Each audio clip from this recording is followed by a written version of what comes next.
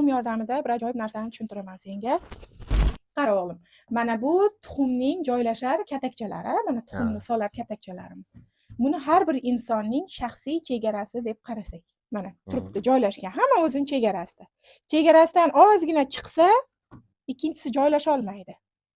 Yoki bunisini chegarasiga kiraman deb yopamiz desak, yopilmaydi. Agar bossakchi, sim ketadi. demak insonga ham zarar yetadi. Uni shaxsiy chegarasi bosimda, hozir bosim qilsamgina bular sinib bitta katakka joylashadi. Oqib ketsa ham, boshqa bo'lsa ham, lekin nima bo'ladi? Bosim bo'ladi va u zararlanadi. Qaytib uni shu tuxum holatiga keltira olamizmi-ki? Yo'q. Keltira olmaymiz. Insonning ham shaxsiy chegarasi buzilganda, uning ruhiyati, uning qalbi, uning borlig'i xuddi shunday zarar ko'radi, sinadi va uni qayta tiklashni imkoni yo'q. Hamma aytadi-ku, vaqt o'tsa, vaqt hamma narsaga davo tuzalib ketadi. Yo'q. Inson shunchaki ko'nikadi, lekin qalbida izi qoladi. Shuning uchun birovning shaxsiy chegarasini doim hurmat qilish kerak. Sen inshaalloh uylanasan, ayolingning ham shaxsiy chegarasi bo'lishi kerak. Sen uni hamma narsasiga butkul xo'jayin emassan.